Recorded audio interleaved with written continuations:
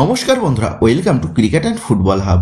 তো বন্ধুরা, এই ভিডিওতে তোমাদের মধ্যে বেশ কয়েকটা গুরুত্বপূর্ণ আপডেট নিয়ে আলোচনা করার আছে, সেহেতু এই ভিডিওটা একটু না স্কিপ করে তোমাদের পুরোটা দেখার অনুরোধ থাকলো। আর তোমরা যারা আমাদের এই চ্যানেলে প্রথমবার এসেছো তারা কিন্তু অবশ্যই ভিডিওতে লাইক দিয়ে আমাদের এই চ্যানেলটাকে সাবস্ক্রাইব করে রেখো, কারণ তুমি কিন্তু এখানে তোমাদের প্রিয় দলের সমস্ত রকম খেলার খবর সবার আগে পেয়ে যাবে। তো চলো আর দেরি না করে আজকের ভিডিওর মেইন টপিকগুলো নিয়ে আলোচনা শুরু করা যাক। সো ফার্স্ট অফ অল যদি আইএসএল এর বিষয় নিয়ে কথা বলা যায়, তো এই মুহূর্তে দাঁড়িয়ে একটু কিন্তু স্বস্তির খবর পেতে পারে আপামর আইএসএল প্রেমীরা, কারণ ভারতীয় ফুটবলের এই চরম অন্ধকারচ্ছন্নের মধ্যে দিয়ে গতকাল দেখা গেল এক নতুন আলোর দিশা। তো তোমাদের ইতিমধ্যেই জানিয়ে দিয়েছিলাম গত পরশুদিন কেন্দ্রীয় মন্ত্রণালয়ের তরফ থেকে সুপ্রিম কোর্টের কাছে আইএসএল এর যাবতীয় নথিপত্র জমা দেওয়ার কথা থাকলেও আইএসএল এর সমস্ত ফ্র্যাঞ্চাইজিগুলির মিলিত চিঠি পাওয়ার পর কেন্দ্রীয় মন্ত্রণালয় আর সুপ্রিম কোর্টের দ্বারস্থ হয়নি, যার ফলে গত পরশুদিন ভারতীয় ফুটবল নিয়ে সুপ্রিম কোর্টের তরফ থেকে কোনো শুনানি জানানো হয়নি। তো তোমরা সকলেই জানো, ইস্টবেঙ্গল বাদে আইএসএল এর সমস্ত দলগুলির সিইওরা মিলে একটা বৈঠক করে, যেখানে তারা সিদ্ধান্ত নেয় যদি কেন্দ্রীয় মন্ত্রণালয় লং টার্মের জন্য আইএসএল চালু করার পদক্ষেপ নেয়, তাহলেই এই মরশুমে সমস্ত ম্যানেজমেন্টগুলি নিজেদের দল নামাবে। আর যদি কেন্দ্রীয় মন্ত্রণালয়ের তরফ থেকে শুধুমাত্র এই মরশুমের জন্য লিগ চালানোর পরিকল্পনা থাকে, তাহলে এই মরশুমে আর দল নামাবে না ফ্র্যাঞ্চাইজিগুলি। প্রয়োজন হলে ক্লাবগুলি একত্রিত হয়ে অর্থ খরচ করে ইপিএল মডেলে লিগ চালাবে, তবুও শুধুমাত্র এক মরশুমের জন্য তারা দল মাঠে নামাবে না। আর এই মর্মে চিঠি পেয়ে ক্রীড়া মন্ত্রণালয় বেশ খানিকটা থমকে যায়। তবে গতকাল ক্রীড়া মন্ত্রণালয়ের তরফ থেকে একটা বড় সিদ্ধান্ত নেওয়া হয়েছে। গতকাল ক্রীড়ামন্ত্রী মানসুখ মান্ডাভিয়া তিনি স্পষ্ট করে জানিয়ে দিয়েছেন, আইএসএল বা ভারতীয় ফুটবলের জন্য কেন্দ্রের তরফ থেকে সরাসরি কোনো অর্থ খরচ করা সম্ভব নয় বা অর্থ খরচ করা হবে না, যার কারণে লিগ চালানোর জন্য প্রয়োজনীয় খরচ ক্লাবগুলোকেই বহন করার নির্দেশ দেওয়া হয়েছে কেন্দ্রীয় মন্ত্রীর তরফ থেকে। মানে এক কথায় বলতে গেলে সর্বপ্রথম ফেডারেশন তারা কিন্তু হাত তুলে দিয়েছে আইএসএল বা আই লিগ চালু করার বিষয় থেকে, এবং ফেডারেশনের পাশাপাশি এবার কিন্তু কেন্দ্রীয় ক্রীড়া মন্ত্রণালয়ের তরফ থেকেও স্যালেন্ডার করে দেওয়া হলো তারা আইএসএল বা আই লিগ পরিচালনা করার জন্য কোনো রকম অর্থ খরচ করতে পারবে না। সেক্ষেত্রে যদি ক্লাবগুলোকে খেলা চালিয়ে নিয়ে যেতে হয়, তাহলে ক্লাবেরা নিজেরাই নিজেদের অর্থ খরচ করে লিগ চালু করুক। তো সত্যিই তোমরা ভাবতে পারছো, যেখানে বিশ্বের প্রতিটা দেশ নিজেদের ফুটবল ব্যবস্থাকে আরও বেশি চাঙ্গা করে তুলছে, সেখানে দাঁড়িয়ে শুধুমাত্র কয়েকজন স্বার্থান্বেষী ব্যক্তির জন্য আজ ভারতীয় ফুটবলে ইনভেস্টমেন্ট করার জন্য সিঙ্গেল কোনো কোম্পানিও ইন্টারেস্টেড নেই। কল্যাণ চৌবে যে ভারতীয় ফুটবলের পেছনে কতটা বড় আছলা বাঁশ দিয়ে গেল, সেটা একমাত্র উনিই বুঝতে পারছেন। তো যাই হোক, এই অকল্যাণের যুগের যে দ্রুত সমাপ্তি ঘটতে চলেছে এটা কিন্তু নিশ্চিত। তবে এবার মূল প্রশ্ন হচ্ছে, তাহলে কি এবার থেকে আমরা আইএসএল বা আই লিগ দেখতে পাবো না? তো দেখো, আপাততভাবে তোমাদের জানিয়ে দিই, কেন্দ্রীয় মন্ত্রণালয়ের তরফ থেকে কোর্টে জানিয়ে দেওয়া হবে যদি ক্লাবগুলো সম্মিলিতভাবে লিগ পরিচালনা করতে চায় তাহলে তাদের কোনো সমস্যা নেই। আর কেন্দ্রীয় মন্ত্রণালয় যেহেতু এই বিষয়ে গ্রিন সিগন্যাল দিয়ে দিয়েছে, সেহেতু এবার কিন্তু এআইএফএফ এরও এই নিয়ে কোনো সমস্যা থাকার কথা নয়। সেক্ষেত্রে কোর্টের তরফ থেকেও যদি ফ্র্যাঞ্চাইজিগুলোকে লিগ চালানোর জন্য গ্রিন সিগন্যাল দিয়ে দেওয়া হয়, তাহলেই কিন্তু আগামীতে আইএসএল হওয়ার সম্ভাবনা রয়েছে। তো যেমনটা জানা গেছে, সিইওদের সম্মিলিত অধীনের ওই বৈঠকে তারা সিদ্ধান্ত নিয়েছে তারা ফেডারেশনকে বার্ষিক 37.5 কোটি টাকা তুলে দেবে, যার ফলে ফেডারেশন নিজেদের চাহিদা অনুযায়ী টাকা পেয়ে গেলে তাদেরও কিন্তু আর কোনো সমস্যা থাকার কথা নয়।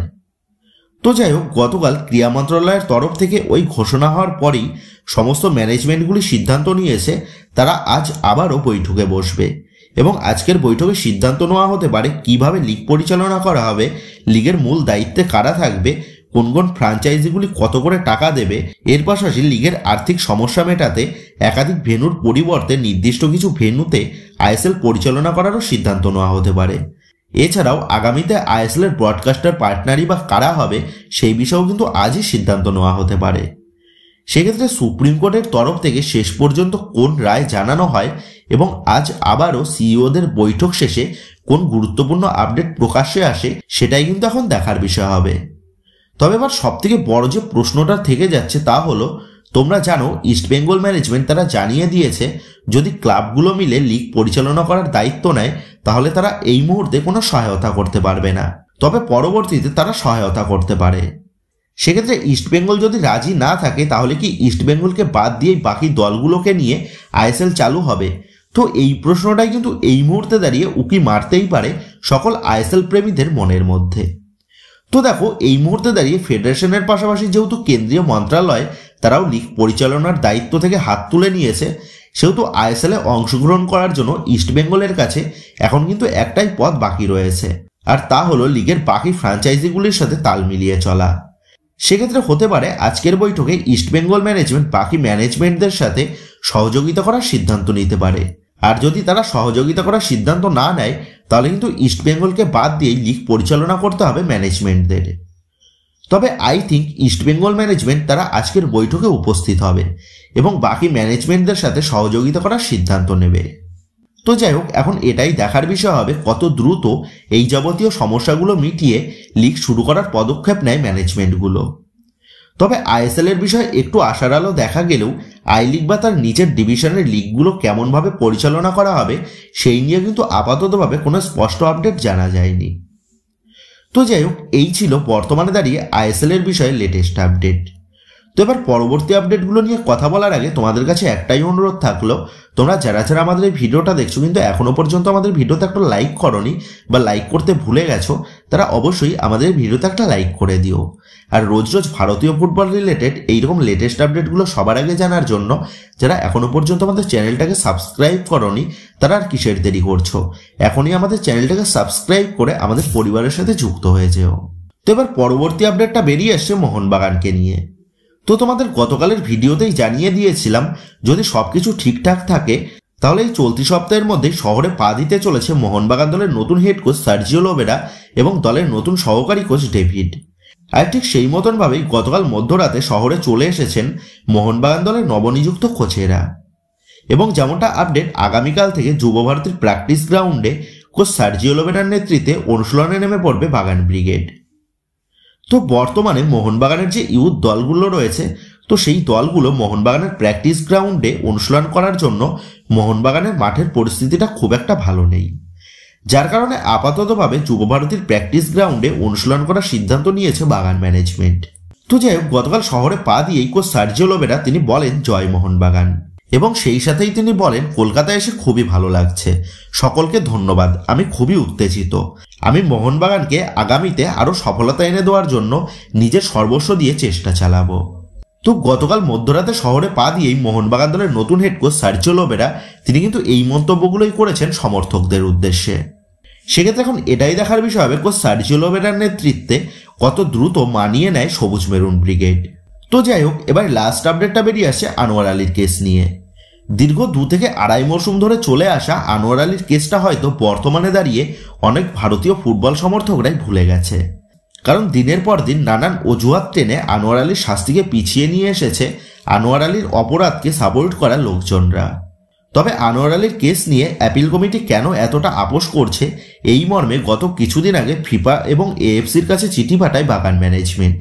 এর পাশাপাশি শেষ পর্যন্ত আবার বাধ্য হয়ে আনোয়ার আলী সেও কিন্তু তার কেসের দ্রুত নিষ্পত্তি চেয়ে আবেদন করে, যার ফলে বর্তমানে দাঁড়িয়ে এই আনোয়ার আলীর কেসের একটা সুরাহা হওয়ার পথ প্রশস্ত হয়েছে।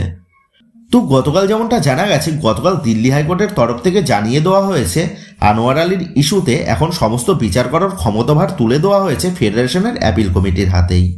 গতকাল বিচারপতি শচীন দত্ত তিনি বলেন তিনি এখন থেকে আনোয়ার আলীর ইস্যুতে অ্যাপিল কমিটির কোনো সিদ্ধান্তে চ্যালেঞ্জ জানাবেন না।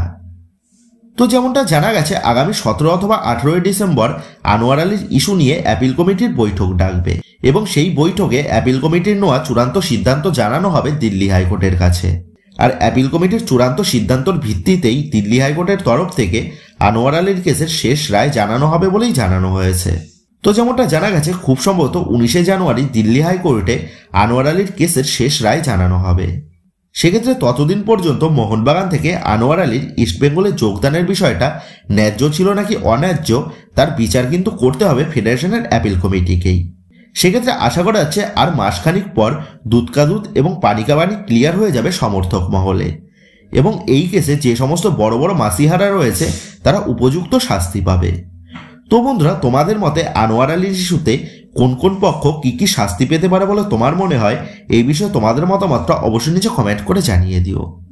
তো বন্ধুরা, এই ভিডিওতে এই আপডেটগুলো নিয়েই তোমাদের মধ্যে আলোচনা করার ছিল। তো আশা করি ভিডিওটা তোমাদের ভালো লেগেছে।